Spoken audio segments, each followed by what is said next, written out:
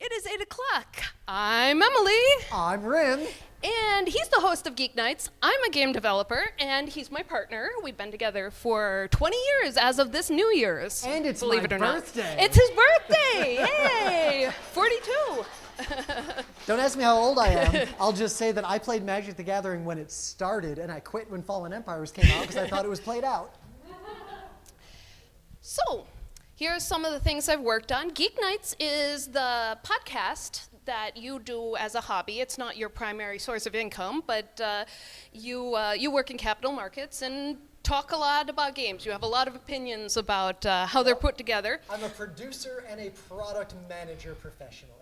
Yeah, and I primarily work on the art side of games. Since 2007, I've been employed at various New York indie studios doing 3D animation and modeling. And here's a handful of games. So you can get most of those on Steam.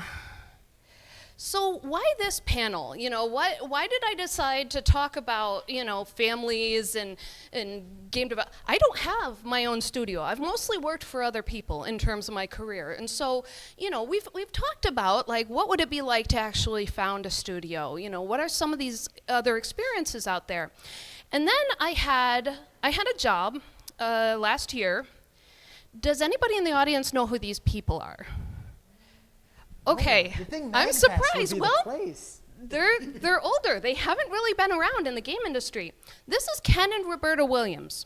They're some of the most famous names in 80s and 90s adventure game development. They're founders of Sierra Entertainment. Right now, they're just happy mariners boating around the world on their little yacht because that's what they decided to do after they retired from games. But last year, Ken decided that he wanted to learn Unity, which is a game engine. It's the one I primarily work with. And so he started his kind of little retirement game development hobby project, and it kind of snowballed. Because once people find out that the Williamses are back in the business, everybody's like, what? And so I was one of the artists they brought on board to help make a 3D version of Colossal Caves. And it was great working with them. They were actually really cool people, and it was fun to see how they worked together. It was a couple who had been professionally connected in the games industry for a long time. And there were other such duos, like Lori and Corey Cole. And there's a number of other people where they have both a relationship outside of their professional life, but they also have a really strong creative partnership. And so that's the dream, right? It's like we talk about that a lot. It's like, you're a designer, I'm an animator, we can get together and really make something. What if we were our own bosses and ran our own studio and made whatever games we want? Isn't that the dream? It's like the people making games with your friends, making games with your loved ones. It's kind of like, you already like them, you already like making games. I hope. Why not combine the two? But, then we started thinking, it's happy family, and here are two game developers with their kids working on their laptops and, making the next big indie game. And, then I started thinking, it's like, well, I should probably ask some people, make sure I'm going into this with eyes wide open. If I'm going to get into this sort of situation, make sure it doesn't turn out like this, and guys on the table going crazy. His wife's like, get down from there, it's gonna be okay, the Steam numbers are okay. And cousin Jenny's like, oh no, I think I fudged the numbers on the taxes this year. And, like, imagine having a fight with your boss, and then you go home and your boss to is the still kitchen there. table. Yeah. And so to make sure that your dream doesn't become a nightmare, I was like, I know so many people who make games, people who make games know people who make games. So I asked around, and about half of the people I asked were kind enough to fill out a little interview I sent around. And the other half, we just talked about it, and they gave me some tips. And so this is the advice that I'm going to share with you now. And first thing I want to bring up is the idea of, nepotism is typically a pejorative word. It's typically when you talk about nepotism, you're talking about somebody who hires somebody for the wrong reasons. And, but as you'll see later, there's often times when hiring the people you know is actually a really good decision. But you don't want this fella, you don't want the fail son, right? You know, you don't want Nigel Incubator Jones to be like you're dependent on him for your source code. So, you know, here are some of the things. If you just hire, even if you like them as family or you like them, you know, they're your bestie, you have to be honest with yourself, you know, whether you're choosing them favoritism versus merit. Could they actually do the job? The other thing is, you know, sometimes when you hire family members or, you know, hire your best friend, they might have a lack of motivation because they just kind of lucked into the job. And then it's also, from the other angle, say you're their boss, it's much more difficult to discipline someone when you have an external connection to them. There's confusion about hierarchy. An interesting thing is I worked with a friend that you knew from college on the Colossal Caves project with the Williamses, and straight up she said, if I'm coming on the project, I really want to be art director, and it sounds like you need an art director. Would you be okay with that? And that was a conversation we had before she even interviewed. She was like, could I be your boss? Would that be weird for you? And I'm like, absolutely, please. You know, we need somebody of your skill to come in and kind of whip things into shape.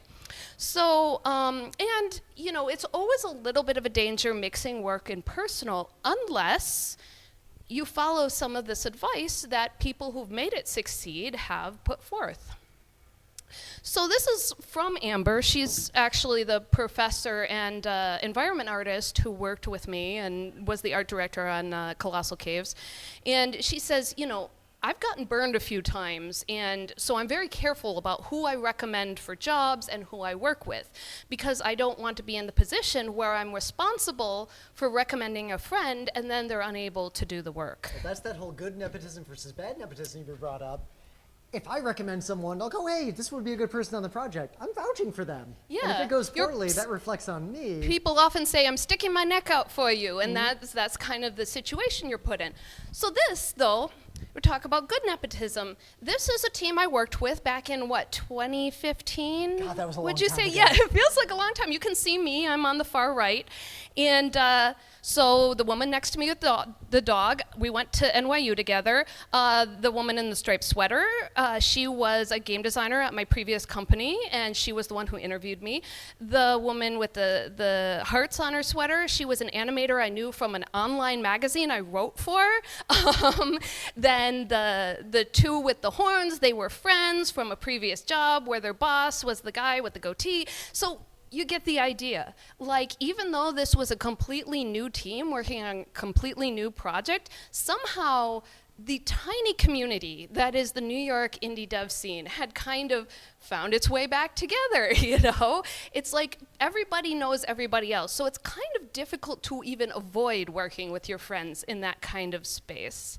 So good nepotism, AKA your network, is basically about interacting with people and networking with them for your mutual benefit. So kind of the rising tide lifts all ships. You know, you help your friends out, but you also understand that there's a responsibility there. You know that you have compatible personalities with this person, you have an understanding of their capabilities at work, and you know that you'll get positive communication and human socialization out of this professional relationship. So sometimes working with your friends, not only does it strengthen the pre-existing friendships, but you make new ones and you add new people to your social circle. And the other thing is, people, when you're friends, you often can help each other with separate projects. So sometimes, say you're working on separate indie games or separate art projects, people will be like, on Instagram, shout out my friend making these awesome pins or something like that. And so I always joke about the same Patreon dollar gets passed around in one big circle. But part of that's just because artists and creatives, we hype each other up. And we work together, and then we split off and work on different projects, and we both want to support each other's projects. So that's what the relationship when you work with your friends should really be like. It's about it's not for personal gain. It's more about like this, everybody rises up and creates something together and boosts each other in terms of their career. So you do want to make sure that if you are choosing friends to work on a project with, or relatives as the case may be, you want to make sure they have the skill to get the job done. You want to make sure that their personality is okay in terms of a working relationship. See, that's actually very specific, because I have a lot of friends who I love dearly, but I would never be roommates with them. Or I have a lot of friends who are wonderful, but they'd be a nightmare on a trip or something like that, because they're always late and they miss the plane or something like that. I mean, I definitely have friends who have great skill who I would not hire into my own studio if I were running one, because I know how that would go down. So you have to be very honest with yourself before you even like approach people and be like, do you want to collaborate, to make sure that this will work out. Maybe, try doing a very small project. Try doing a game jam together, then you can kind of handle the stress. You know that like, oh, it's really fun to work with this person for a weekend or a week or something like that. So it gives you a little taste of what that might be like. But, you gotta be choosy about who you bring on board. And successful relationships, but work relationships, share a common goal. They're mutually beneficial. You have pre-agreed upon roles and duties. So it's like, not like, what should I be doing? Oh, that's actually your job. And just like with any relationship, whether it's work or not, having clear communication and boundaries. Like, this last point is gonna be like a third of this lecture. Be like, talk to people. It's so important. So having these boundaries and being able to kind of delineate between the professional space and the personal space, I think is key in terms of making your own studio with your buddies. So set boundaries. This is the second half of the talk, which is, work, it gets heavy. It gets hard. When you work from home, this is something it gets hard. When you work from home, this is something I kind of had to learn during the pandemic, is, it was very difficult, especially starting out, to get into that headspace where I was like, doubling down. And, when I go into the studio and go into an office, I was sitting there and yeah, I get distracted. I have like borderline ADHD. So I'm like, half the time I'm like, oh, my coworker is talking about something I'm interested in. It's like, okay, I had distractions before, but like I'd get in that working headspace and I was able to like 8 hours a day, just like sit there and work. But when the pandemic happened, it was very difficult to kind of just, for the first few months, just be like, okay, it is work time from this time to this time, and my computer is not my fun computer, it is my work computer.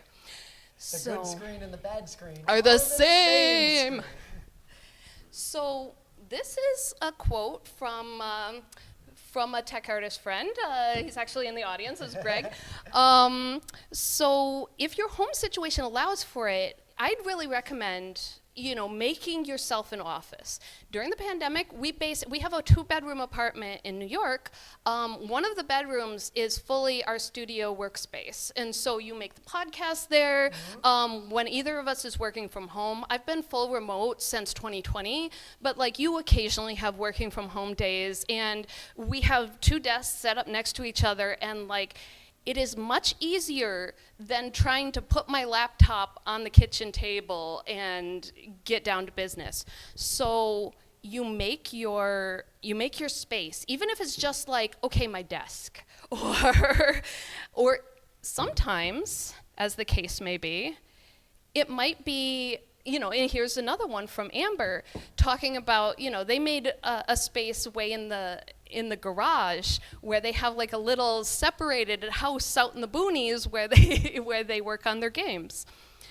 And it sort of gets you in that mindset of what role you're playing at the time. Even when working on separate projects, if I'm sitting next to you during the working hours, we're not chit-chatting. I'm working, doing whatever the work is that needs to be done. It's like, also it feels like when we've worked, because we've worked for years in the same room, but on completely different industries, in completely different teams. So it's just kind of like, co-working. It's very much like a open space co-working. But I guess even if you're using a remote studio, say you have an office for the small company, even there you need to have the same concept, because if we went to the office together, we'd have to be in working mode when we're in the office and not continue to be in working mode when we get Not be like, home. oh my God, that episode of that anime, oh my God, it was so funny, oh my God.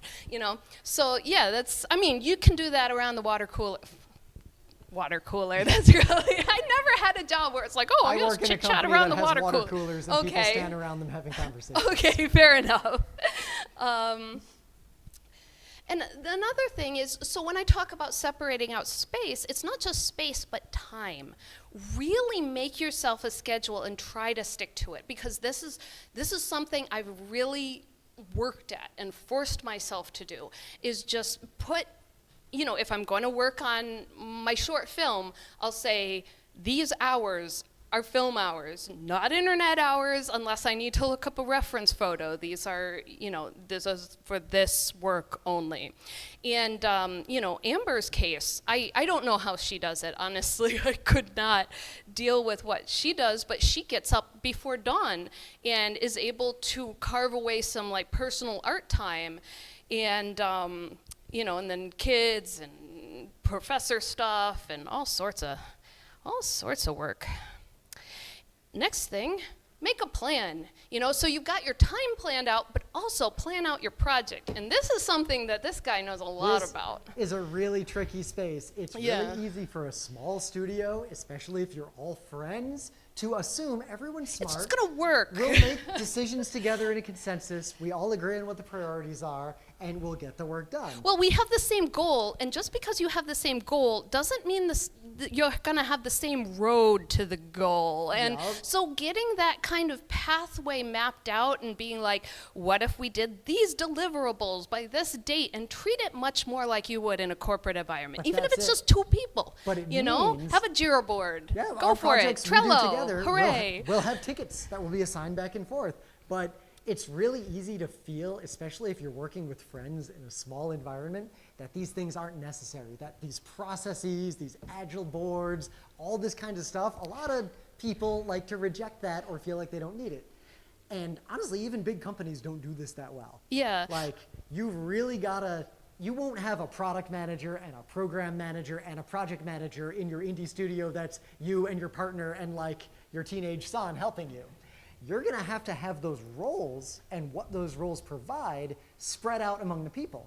So really briefly, product management is making decisions around what you are making and why, how you're going to sell it if you're selling it, who you're selling it to, what are the goals, and what resources you have to achieve those goals. Someone's got to be in charge of that. There's a little bit of overlap with a game designer there. If you're in a small studio, it's like, what are you making and why are you making it and who are you making it for? Kind of figuring out your audience, all those kind of things. But program management is a little different, and that is among the people in the studio, like, you're working on this because that's the most important thing. You're working on this, you're working on this. This isn't getting done until we have someone to do it or someone's free later. Making the decisions of what to do when, not why to do it, not the strategy, but like the program of where are all your resources. Someone's got to keep track of that, and you're not going to be able to do everything. And if you're friends, you're going to overcommit to things instead of agreeing, neither one of us have time to design these characters. We're going to have to just set that aside. It's not the most important thing. Yeah. And then project management is that schedule. When do we need things by? What are the deadlines? When do builds need to have to be set? When are we cutting off a build so we can start QA? That project management, that's the Gantt chart that everyone likes to make of showing how the project's going to go. These are 3 very difficult professional disciplines that are very hard to learn. And if you want to work in a small studio, you're going to have to learn to do all 3 of these roles. Just a little bit. Wear those hats. Yep, but the nice benefit, if you do this, you'll be able to get a job anywhere in corporate America and That's be true. freaking amazing Make at your a job. ton of money to fund your indie game. But I also think that sometimes a lot of this might, like what we're talking about, might seem like kind of overkill if you got 3 people or 4 people in your studio. But trust me when I say it's better to be over-organized than under-organized. It's better to over-plan than under-plan. And at least I find that in my personal life. It's like, I get stuff done by making very detailed lists and being like, Emily, what are your tasks today? And another thing is separated, we're talking about boundaries here.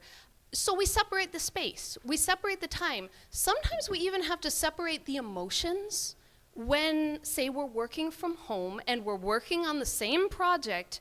Like, this is a quote from my friend Natalie, and it's really hard when, you know, you're giving feedback to your spouse and being like, you need to make this better. This is wrong in some way. Change it, which, you know, if it's my boss, I feel completely comfortable receiving that kind of like negative feedback because it's like, oh yeah, it's my job, I'll change it. Which itself is already a skill. Like, it's hard to receive bad feedback from someone in an office. Yeah, you know, I think you kind of get used to it. In art school, they make you put everything up for people, and then the whole class stands around and goes,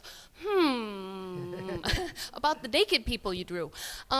So I think it's really important to kind of, to some extent, separate your emotional self. I'm not saying completely like, yes, you are not my husband while we are making games. That's silly, but it kind of is what you have to do to a degree. Be able to step, kind of like a little bit of code switching of like, now I'm in professional mode versus now I'm in chatting around while we're cooking dinner mode. And another great idea when we're talking about, you know, managing a project is setting aside times for a meeting, making sure that you have the space to discuss just the game and these other things aren't going to intrude. So you'll just say, we're going to get it out of the way and talk about all the company stuff right now. Another thing nobody likes to do in a normal job. You don't like that weekly meeting where everybody sits there and you plan everything out and it's annoying, but... It's fun, I get to doodle. Yeah. No, I'm sorry. But forcing it, having that scheduled time, it's almost like a panel where we were chit-chatting before the panel and then 8 o'clock comes around and suddenly we turn around and it's a persona. I'd say you almost have to, if you're not comfortable with it, almost role play a little bit, like... I'm going to be an art director now. And we have our weekly meeting where I'm the product manager and you're the art director and we're making hard business decisions. And then when that meeting ends, we go back to being people. I mean, you're still people. You're still buddies. Like, you can be buddies with your coworker, but you're still professional buddies, you know? But our role is more important than our personal relationship during the meeting. So this brings us to our next point, is get that work-life balance going on. Make sure that the game making does not consume your entire life. Like, go on walks, go hiking, biking, swimming, you know, climbing trees, and, you know, make sure you get your exercise, you eat healthy, you sleep. I know that sounds like a tall order when you're talking about indie dev. That's a tall order in regular life sometimes. It's really, really important to really set aside that time and just take care of yourself and each other. Well, you're going to be your own harshest critic and boss. So if it's your own project, you might work 80-hour weeks and feel like that's okay. You know, make sure that you have those interests. Like Amber, for example, they do a lot of gardening. They have like this rural property, so they're raising all these chickens. And I always get weekly pictures of the little chooks, and they're adorable. And so they do chickens, they have gardening, they do a bunch of other stuff that isn't sitting in front of a screen.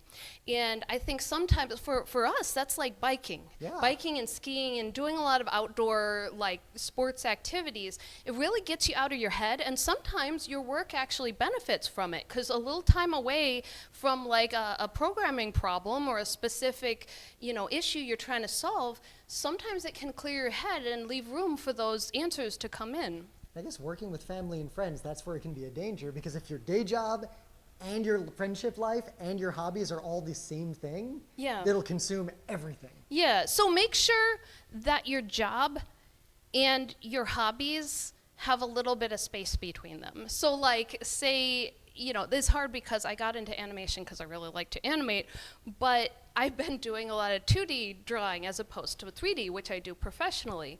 So also, you know, again, boundaries. Make sure that you don't do the work in the middle of the night just because you can, because your computer's right there. So give yourself slack. That's been my word lately. I've been obsessed with the idea of Slack, not the software. You know, that's work stuff. The opposite of Slack. You know, The Bob Dobbs Church of the Subgenius concept of Slack. the idea of like, you know, having that wiggle room, having that breathing room to kind of just relax a little bit. And I think that is one of the best things of working with friends and family, despite all the difficulties and challenges, is that it's a lot easier to cut each other some slack because you have this strong relationship. I try to avoid strong relationships in my professional life. I don't. I love, because game development, that's the other thing. Like, every studio I've worked at, like, whether it was like Muse Games or Cygnus or hey, hi Adam, Windy Games back there.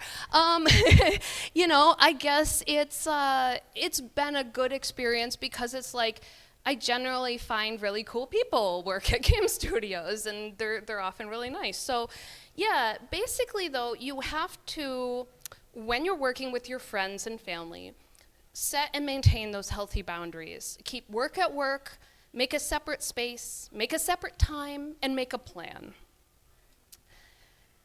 And okay, well, now's the next section. I am neither a lawyer nor a registered investment None advisor. of this is advice. This is just, I was talking to some people about some things, and maybe it might come in useful. But so yes, I'm obviously not an expert on companies and not an expert on taxes, but these are some basic things I think is probably good that I want to keep in mind when I'm starting my studio.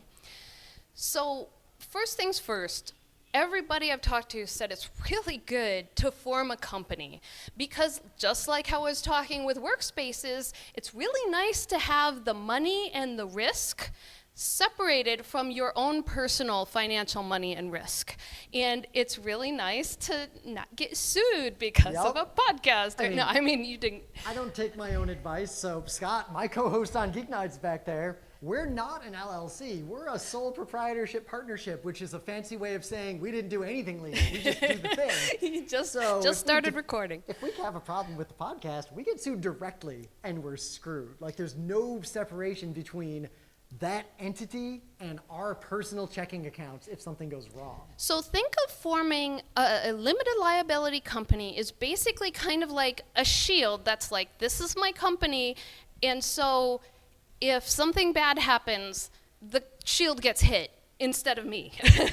And it's kind of like, it's the thing that holds all the assets and does all the business, and I would recommend it for game studios. I think It also has the bylaws for formal conflict resolution. If, let's say, you and the person you're in a relationship with have a huge falling out in the middle of a project, how do you deal with that in terms I've of the seen that assets you've happen. built? I'm not going to I'm not going to get into any negative personal stories, but we actually had a few close friends have a huge falling out while they were making a game, But and because it was there was rough. a company involved, they could formally resolve it in a way that keeps the personal heat sort of to the side, so you can focus on the logistics and like, how do you deal with this separation? Who owns what? How do we resolve it?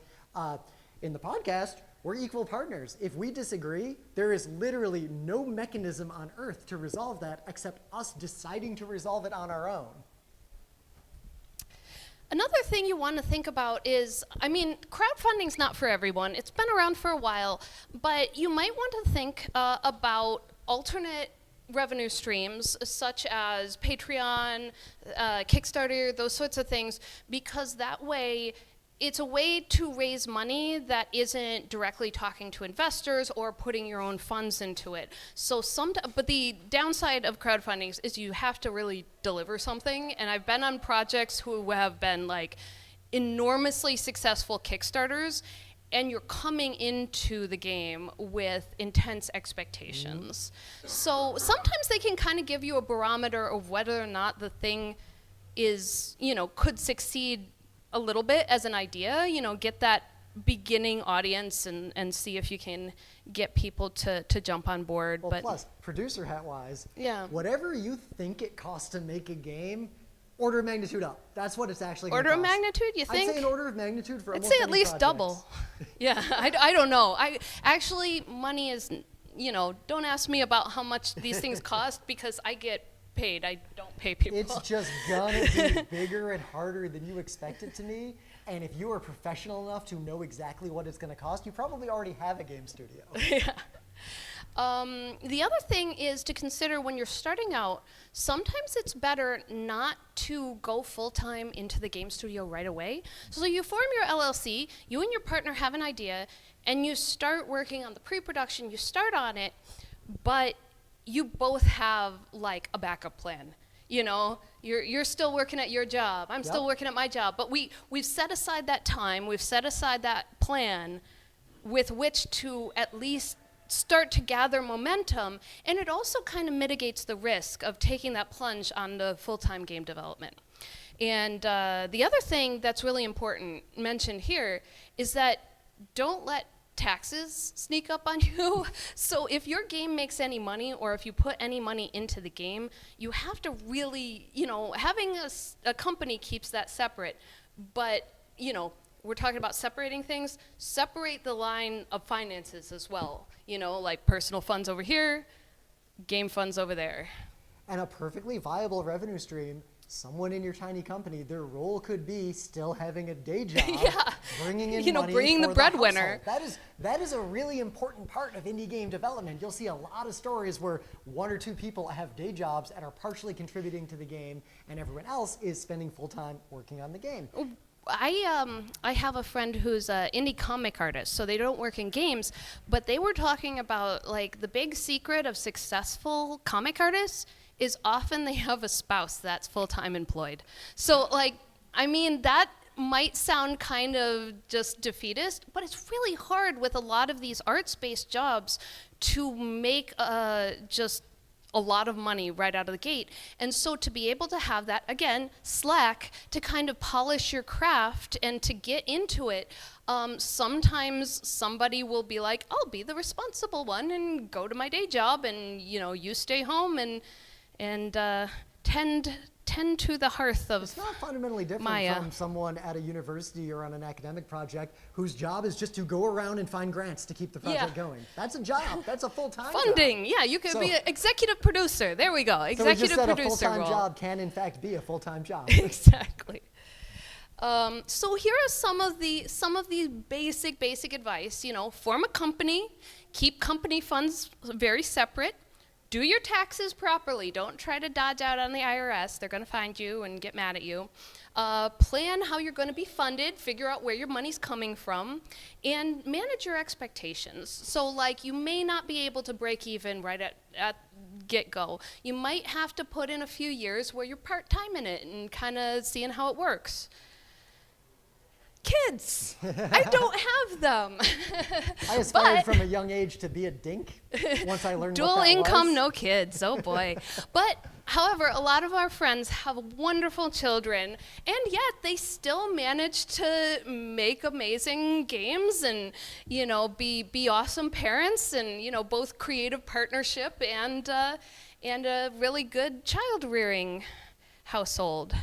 And I didn't put the picture for privacy reasons, but one of the funniest things about working with my friend Amber was she has 2 children, and the older one was really obsessed with VR games. And so he agreed to test our game, and there are so many pictures of him sitting on the rug, just having the time of his life with the Quest. And I got a real kick out of that, watching something I made and seeing the next generation interact with it. And but at the same time, from every indication, the hardest mode of game development, being a parent and working on your own stuff, same thing with art, even if it's not in game development, being a parent and being a comic artist, being a parent and being a writer. And I think you were saying at your company during the pandemic, a lot of people thought they could work from home just fine and keep an eye on their kids at the same time out of the corner of their eye. Save money on a babysitter and just do the job. And nobody was able to pull that off. It's basically, I think, it's got to be a thing you talk about with your partner. From what everybody said, it's like child rearing, it takes so much work. It's like if you want to get anything done, somebody's kind of got to focus on the kids and somebody's got to work, and then you can switch off and, you know, just kind of figure out like who's going to be doing what when. And that's kind of like Amber and Justin and a number of my other friends. That's they have those, okay, I'm wrote in my schedule that I've got the kids from this time and you can work. So and that's a role. That's a role just like that any other role, bringing in money, helps being a the game product studio. manager, being a producer.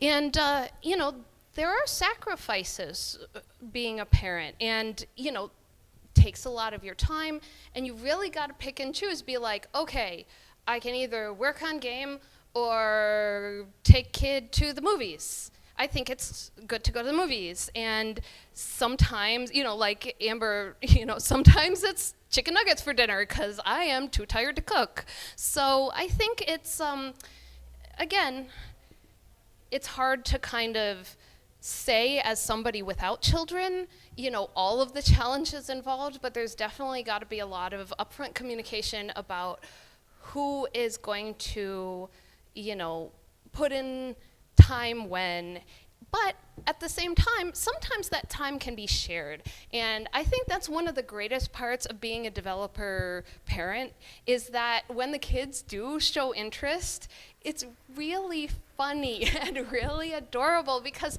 there's so much pride too from what I've heard. It's like you made this thing and your kid thinks it's cool and is like interacting with it.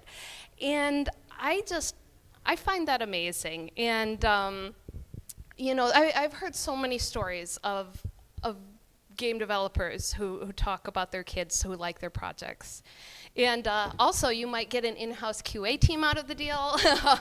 Like I was saying, Amber's child, he's very, very funny and very into it.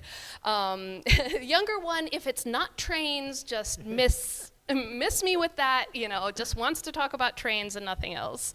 So not quite into the VR, but. I mean, for a small family business, it's not that different from the tradition of the family has a restaurant and the kids wash the dishes. Bob's Burgers of Yeah. Video games, yeah. So, and ultimately, I think everyone who is a parent should be aware and is aware that when it comes down to it, game development isn't the most important thing. You know, when you've got to prioritize your family, and I mean, even if you don't have kids, your relationship should always take priority. If the game is destroying your life, walk away. Absolutely walk away. The same way if a toxic job is destroying your life, walk away. Yeah, and so, you know, this is a good quote. Amber, I'm sorry I'm so dark. And I'm like, no, this is actually really positive because it's like, it keeps things in perspective. You know, it's just a game. It's just game development. And also, some of us have kids, you know. Here's Cat Tax. This is Nyabi, Red's little terrible son, the Nargacuga at home. I mean, I even get distracted if we're trying to work on a project together and our rabbit runs down the hallway. I hear him, and odds are I'm going to run out there and mess with him instead of doing what I should be doing. That's it. Don't get distracted by the rabbit during work hours, but, you know, give him a little pat once in a while. So here are the takeaways that I've got it, but, you know, share the load.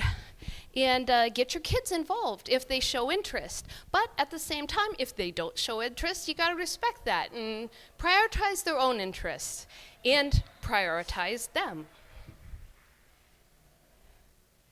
Navigating problems. So just like within any relationship, whether it's professional or personal, you're going to have your times of conflict or your times of difficulty. So some of the things that indie developers struggle with when they're forming a team with their friends is lack of cohesion. Like, especially if everybody's part-time, sometimes people will kind of drift away from the project. They'll get busy. They'll have like different ideas of how it could go, and they just kind of, you know, wander off. And so that's a pretty minor problem, but sometimes it's frustrating if somebody's like really dedicated to something and then all the other people kind of flake off. And so, what you're gonna do, you can try to bring other people on. You can try to talk to people and be like, so, do you want to keep doing this project, or how do you feel about it? But if you make sure within your friend and family group, Yeah. those 3 Ps we talked about earlier, product manager, program manager, project manager, as long as the core of those 3 hats are inside of your core, who's not going to walk away from the project, then everyone else becomes a lot more effectively fungible. Because you have tasks, you have resources, you can reallocate them, as long as that core is in the people who are dedicated to the project primarily. The other thing that's really hard, especially if it's something that you and your loved ones have put a ton of heart and soul and time into, is an underperforming project. Sometimes, actually a lot of time. Like, you look at the numbers in terms of majority indie of all development, games. it's really hard to sell a game. Very few games succeed financially, even if they're good games. And it's really hard to think about that as a developer. It's like, how am I going to continue with this as a career? But honestly, sometimes you just have to let that stress go and don't let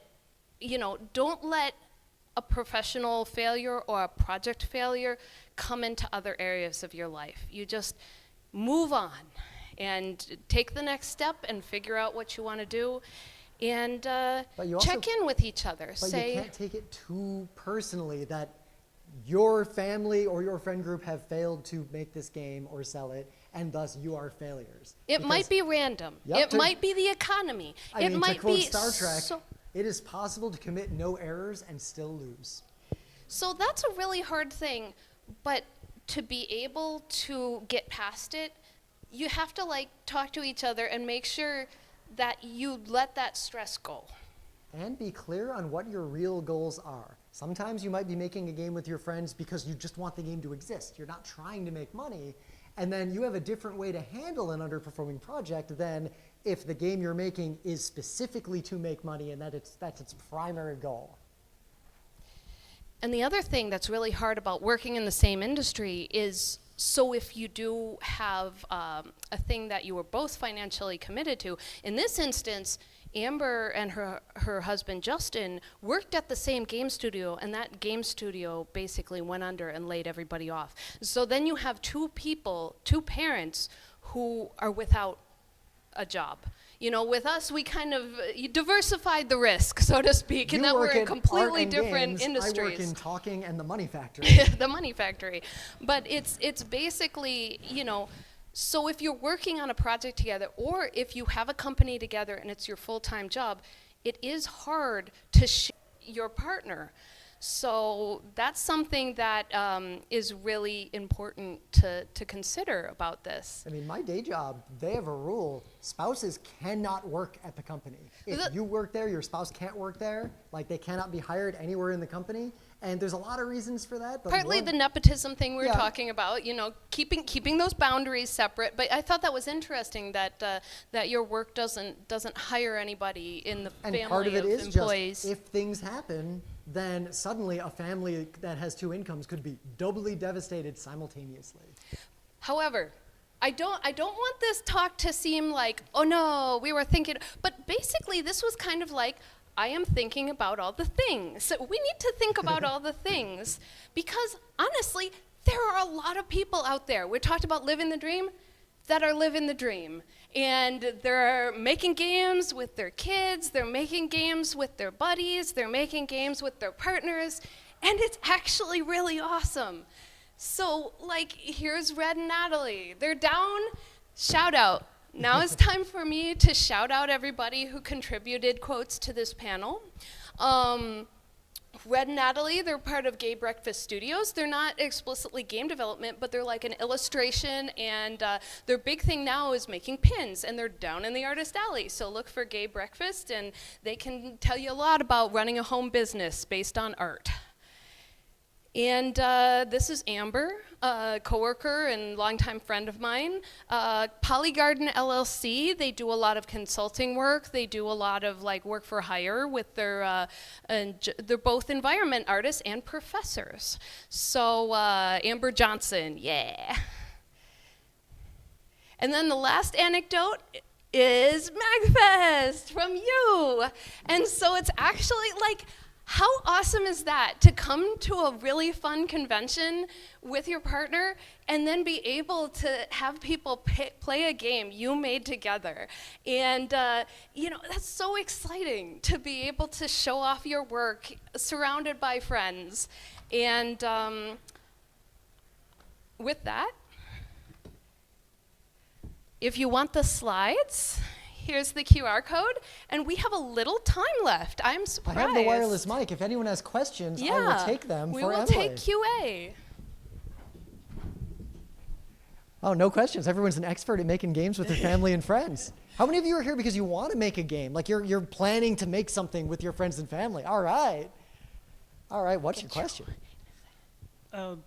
When you're getting started with family, you're not going to have a lot of like infrastructure or any of that. What products and services do you usually use for coordinating? Because you're going to need to share the code between two people if you're going to both be touching the same code base. Like, do you just stick to the usual like GitHub, or are you doing other things? I have an answer. Even if we're in the same room, I use Git for most of my projects.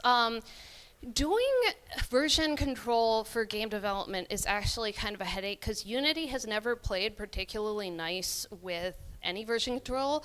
I most recently used Plastic, which had a lot of which is basically a company that Unity bought that does version control specifically for its kind of odd meta files and what have you. It's very into branching.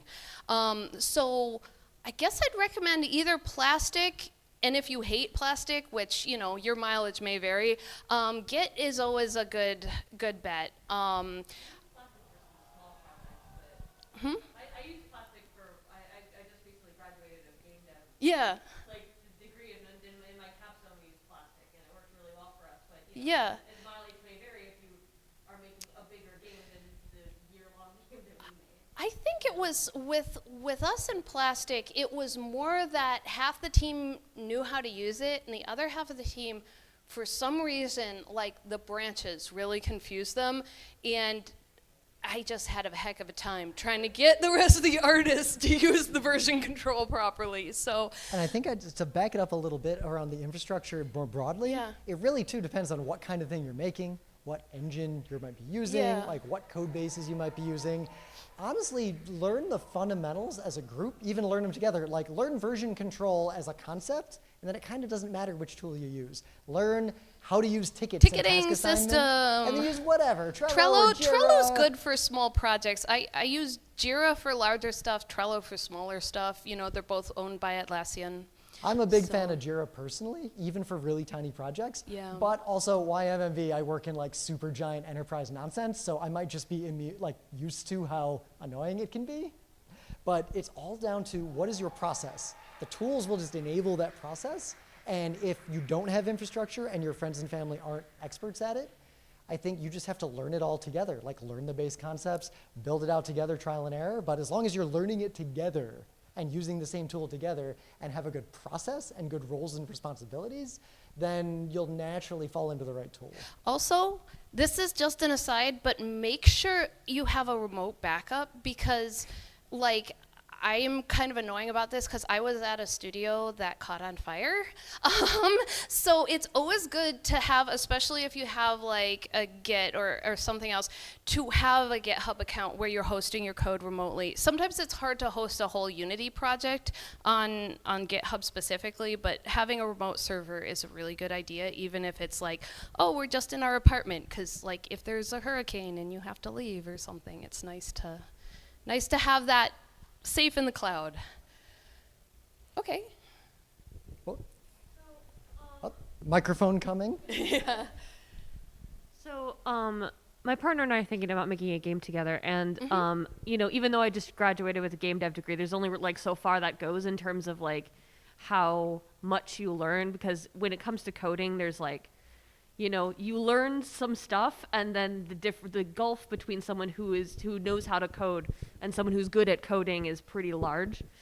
And so we're both pretty new to game dev and that sort of thing. So how do we both bridge the gap practice. of like. I mean, you're doing it exactly right. You're making games, and how do you get? I was not that great animator when I started, and honestly, even in the time during a project, I'll get better, and I'll look at stuff I did in the beginning of the project and be like, "That's garbage. What was I doing?" You know.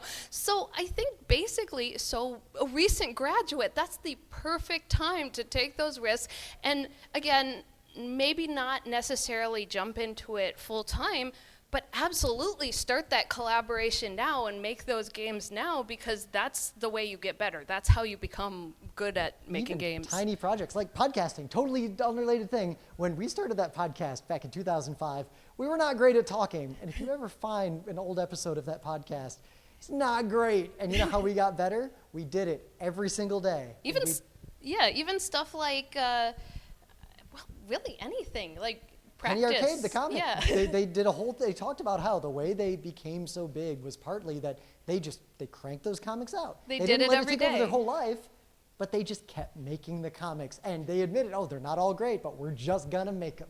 Yep. We have time for a couple more. Gonna slowly work my way to the back of the room. Hey, I've started working on an indie project, and we want to start using social media to, kind of get the word out. However, we don't have an LLC yet.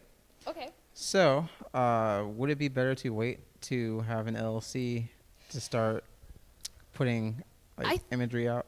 It's kind of hard because you want to make sure, like, say you've decided on a name. I assume you know what you want to call your company. Like, I have, Thief Rabbit Studios. I don't technically own that name. So if I start promoting my stuff under Thief Rabbit Studios, it's a little bit of a risk, because then somebody else could take that trademark or take that name, and then I couldn't make a company with that name. So there are plenty of ways to register an LLC. There's also company name checkers where you can literally put in a name and check to see if it's been taken by a corporation, and it will be like a cement company in Oregon or something like that. So it's really good too, because sometimes the rules with company names vary. So like it's a restaurant named like Redbird or something like that. You could make a game studio named that, because it wouldn't get confused and you wouldn't have any, again, not a lawyer. Yep. So, check with somebody who knows more about LLCs. I would recommend hyping your project and your team more than the name of your company. And then once you have once you've decided to actually release more promo stuff with your company name, by that time you should probably have that name locked down. Now, thankfully, any art assets you might share on social media, you have your personal copyright on them until you do something else or see them to a company. So you're, again, I'm not a lawyer, and this is not legal advice, reasonably well protected from someone just stealing it. Yeah. But if you're going to make this and sell it for real, you probably want to form the company sooner rather than later. It's probably okay to use one of those services where you click a bunch of buttons and an LLC pops out. Yeah, it does cost some money. To be fair, I think it's like $1,000. So You can get them cheaper depending on the state. it's if you incorporate, everybody incorporates in Delaware for some reason. I don't know the exact.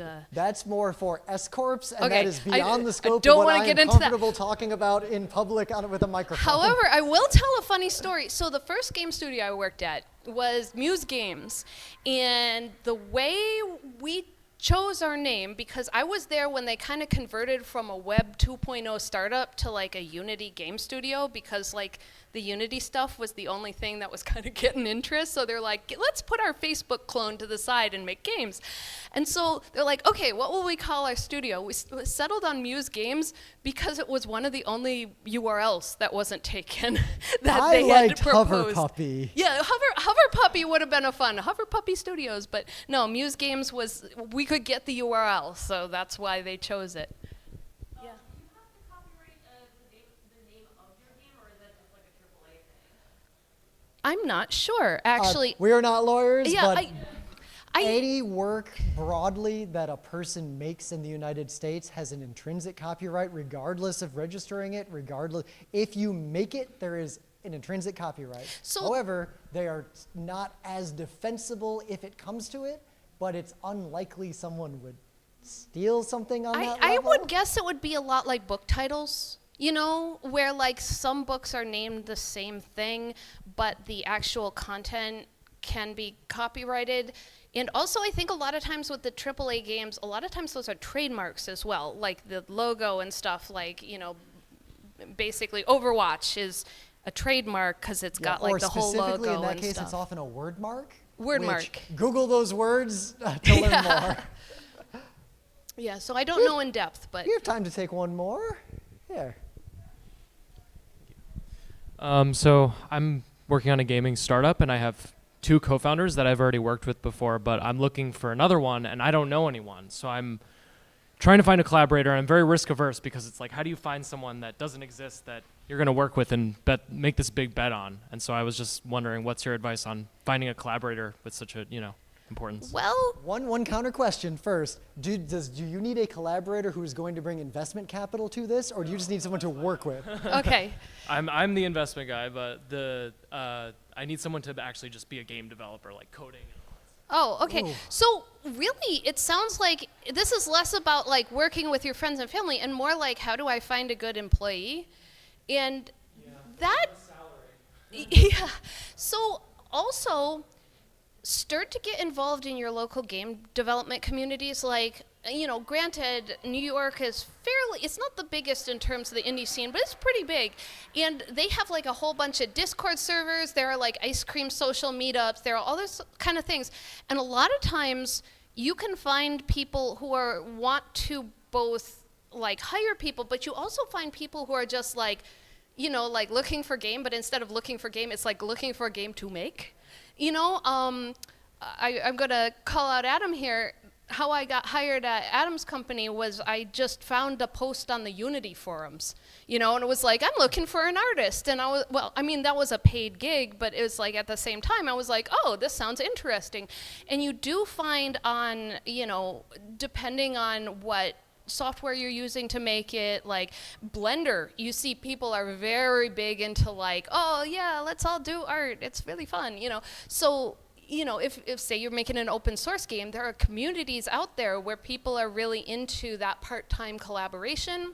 And, you know, if you're hiring people, then you go through the typical hiring process, and you can find someone through all sorts of freelance sites, you know, ArtStation even has stuff. So And honestly, yeah. at a con like MAGFest, talk to friends, make friends, and just Yeah. put the word out like, hey, I'm working on this kind of project, and try to find someone in your broader, extended social circles who either would know a person or would be someone you might have enough vouching for to be able to work with. Yeah, I mean, like, that's why I talked about networking so much. It's like, networking is like making friends so you can work with them, and then working with people, and then you make friends, and it like goes both ways, and it kind of snowballs, and then suddenly you have this like circle of people around you that are all making games, and it's really, you know, that's kind of, it just develops over time because it's like little nodes that kind of branch out. So yeah, and I think with that, we should probably, maybe one more question? We can Think take we have one more question if it's short. No more questions. Hooray! Hooray! Feel free to Thank you stand the so slides. much for coming, and check out Geek Nights, and I hope you enjoy the rest of MAGFest. Thank you very much.